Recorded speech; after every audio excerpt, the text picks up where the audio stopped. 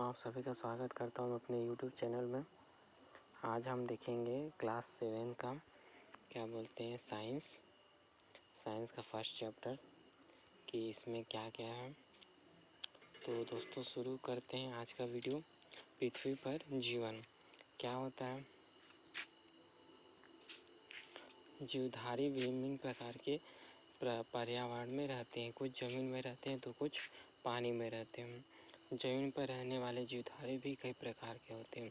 पृथ्वी पर अधिकतर स्थान ऐसे होते हैं जहां जीवधारियों को जीवन जीने के लिए आवश्यक चीज़ें जो सरल मात्रा में मिल सकती है, ऐसे स्थानों पर जीवधारी अधिक संख्या में पाए जाते हैं। और जहाँ पे कम मिलती है वहाँ पे कम पाए जाते हैं। जहाँ की परिस्थितियाँ जीवन के लिए बहुत कठिन होती है। रेगिस्तान एक ऐसी जगह है, रेगिस्तान के चारों ओर रेत ही रेत और पानी की कमी होती है।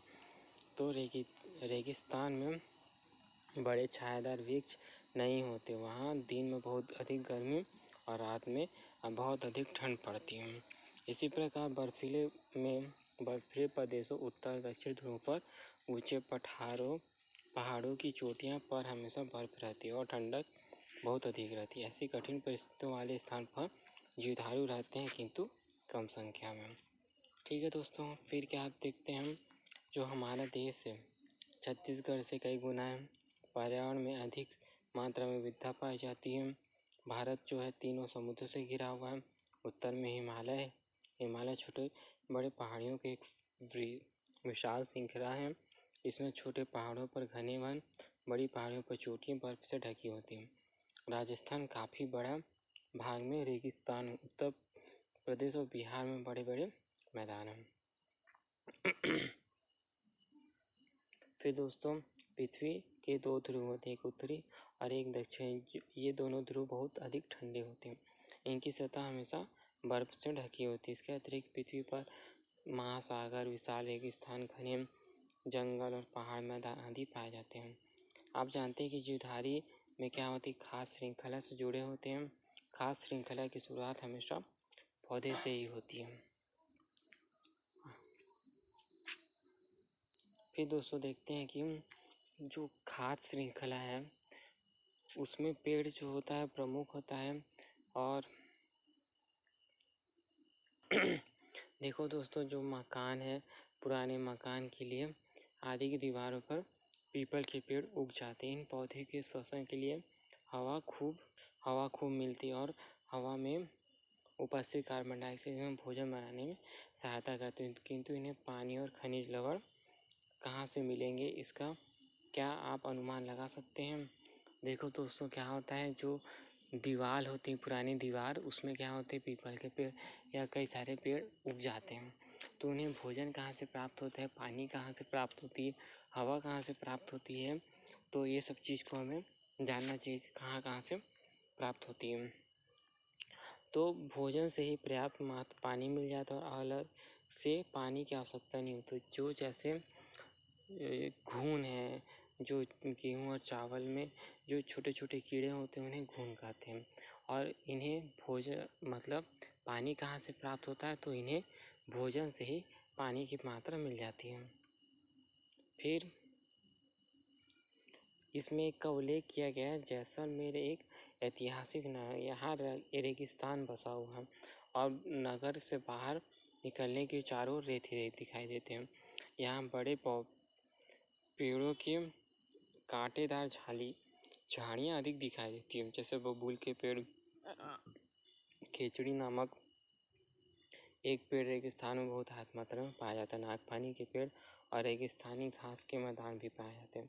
ये क्या है, सब खाद्य श्रृंखला की पहली कड़ी है। फिर उसके बाद देखते हैं दोस्तों, दिन के समय में इतनी अधिक तेज, मतलब हम जैसलमेर की बात कर रहे हैं, तो जैसलमेर जहाँ पे रेगिस्तान होते हैं उस जगह की बात कर रहे हैं कि वहाँ पे दिन में इतनी तेज़ धूप रहती है कि जो जीव जंतु होते हैं वो दिन में दिखाई नहीं पड़ते। वो केवल रात में निकलेंगे और उसी से अपना जो भोजन बनाते हैं। कई छोटे छोटे जंतु को खाएंगे, फिर वो बड़े जंतु फिर उससे बड़े जंतुओं को खाएंगे। इसी प्रकार जो रेगिस्तानी छिपकलियाँ और रेत पर चलने वाले कीड़े को खाती हैं और रेत में बिल बनाकर रहने वाले चूहे भी इस समय भोजन की तलाश में निकलते हैं। तो मतलब कई सारे जीव जंतु हैं रेगिस्तान में जो रहते हैं, वो रात के समय में अपनी गुफाओं या बिल से निकलते हैं और भोजन की तलाश करते हैं। तो ये सब खाद्य श्रृंखला से आपस में जुड़े रहते हैं। फिर आप अपने घर में बहुत दूर समुद्र की सैर पर चलेंगे तो समुद्र में इतना पानी भरा होता है कि वह कभी सूखता नहीं। पृथ्वी का जो 3/4 भाग है वो समुद्र फैला और शेष भाग पर जमीन। इससे अनुमान लगाया जा सकता है कि समुद्र में कितना पानी है। अब समुद्र में क्या पाया जाता है दोस्तों? काई या शैवाल पाया जाता है और छोटे बड़े पौधे तैरते रहते हैं। ये सूर्य से प्रकाश और पानी में घुली कार्बन डाइऑक्साइड से भोजन बनाते हैं। जो काई होते हैं, छोटे छोटे पौधे होते हैं, वो किससे भोजन बनाते हैं? सूर्य के प्रकाश और पानी में घुले कार्बन डाइऑक्साइड से भोजन बनाते हैं। पानी और लवण इन्हें समुद्र से मिल जाता है। दोस्तों, ऑक्सीजन में और पानी में घुली जो क्या होता है, पानी में भी ऑक्सीजन की मात्रा रहती है। उससे क्या करते हैं, शोषण कर लेते हैं और कार्बन डाइऑक्साइड की सहायता से भोजन बनाते हैं।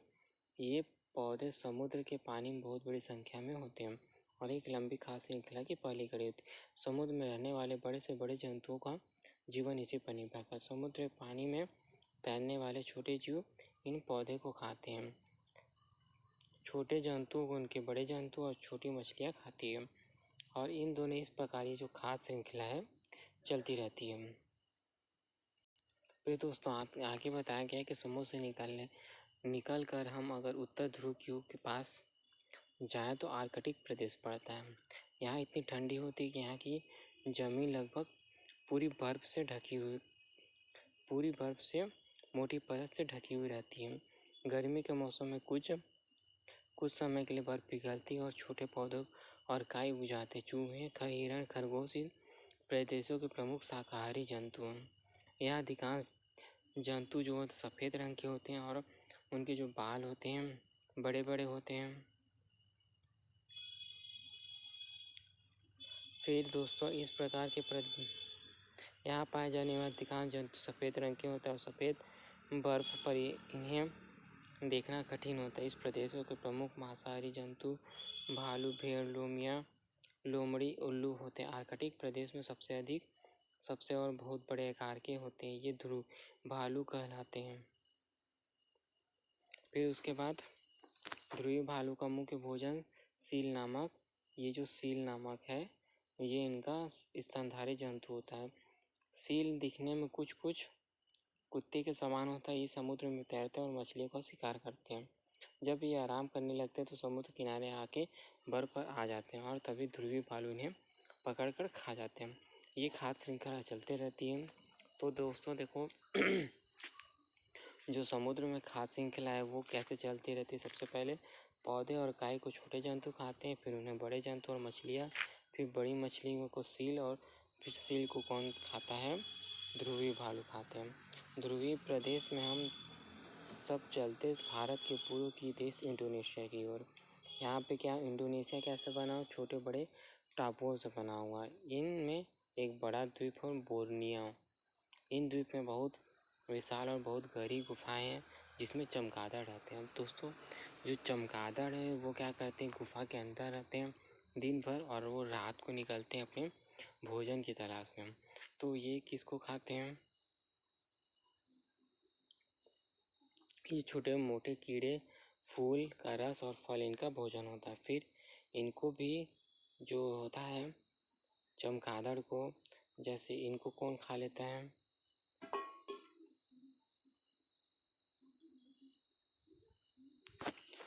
चमगादड़ ऐसी गुफा में नहीं, ऐसे अपनी सुरक्षा के लिए वो दिन के समय में अंधेरे में छुपे रहते हैं।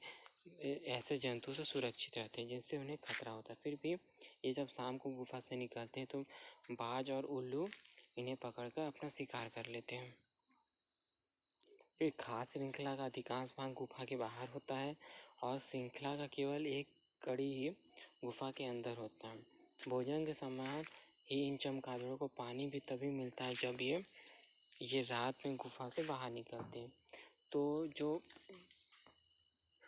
मतलब गुफा के अंदर होता है खाद्य श्रृंखला उसके बारे में बताया गया। जैसे पौधे को कौन खाता है, कीड़े खाते हैं, फिर कीड़े को चमगादड़, फिर चमगादड़ को भाजिया उल्लू खाते हैं।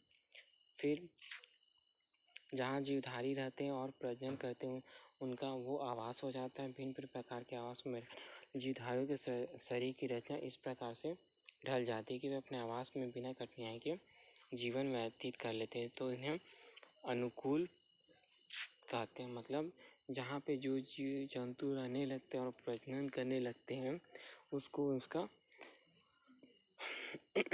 अनुकूल कहते हैं। उदाहरण के लिए रेगिस्तान में रहने वाले जीव जंतु बहुत कम पानी से गुजारा कर लेते हैं और बहुत अधिक गर्मी सह सकते हैं। उसी प्रकार आर्कटिक जो प्रदेश वहाँ पे जंतु के शरीर पर घने बाल होते हैं और वे बहुत अधिक सर्दी में रह सकते हैं। तो वो अपने अपने अनुकूलन के अनुसार अगर जहाँ पे रह सकते वो उनका अनुकूलन क्षेत्र कहलाता है, और जहाँ पे वो नहीं रह सकते वो और वह अन्य जगह जहाँ पे इस प्रकार के जीव जंतु नहीं रह सकते वो उसका अनुकूलित क्षेत्र नहीं कहलाएगा, और वहाँ पे वो जीवित भी नहीं रह सकते। वो बहुत जल्दी टाइम में ही मर जाएंगे। जैसे हमारे यहाँ के जो जीव जंतु अगर वहाँ जाएंगे तो वो वहाँ जीवित नहीं रह पाएंगे। हमारे आसपास रहने वाले जीवधारी रेगिस्तान या आर्कटिक में जीवित नहीं रह पाएंगे। रेगिस्तान और आर्कटिक प्रदेश में रहने वाले जीव जंतु हमारे आवास में नहीं रह सकते। इसी प्रकार दोस्तों क्या होता है कि जो जीव जंतु जिस टेम्परेचर जिस तापमान में, जैसे वो ठंडी में रह सक रहा है तो वो ठंडी में ही रह पाएगा, गर्मी में रह सक रहा है तो गर्मी में ही रह पाएगा। वो उनकी जो परिस्थितियाँ बदलने पर वो जीवित नहीं रह पाएंगे। फिर दोस्तों क्या दिया हुआ, हम जानते हैं कि हमारे पर्यावरण में अनेक सजीव और निर्जीव घटक है। पर्यावरण के सजीव घटकों में विविधता होने का अच्छा तालमेल बना हुआ है। तो पर्यावरण संतुलित होना भी बहुत ज़रूरी है, उनका तालमेल बना होना बहुत ज़रूरी। जैसे खाद्य श्रृंखला हो गया, छोटे पेड़ पौधे को जंतु खाते हैं, जंतु को बड़े जंतु, ये इस प्रकार के जो खाद्य श्रृंखला है वो चलते रहता है तो पर्यावरण का तालमेल बना रहता है। अगर पर्यावरण का संतुलन बिगड़ेगा तो पर्यावरण क्या हो, प्रदूषित होगी, हमारे जीवन यापन कठिनाइयों से गुजरेगा। और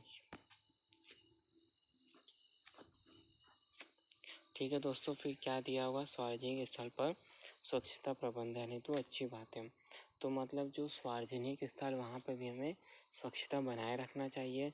अपशिष्ट पदार्थों को जहाँ पे कूड़ेदान है वहीं पर उसका निपटारा वहीं पर डालना चाहिए ताकि महामारी ना फैले, और इसका हमें कठोरता से पालन करना चाहिए। शौचालय का उपयोग करना चाहिए, वहाँ पानी डालना चाहिए।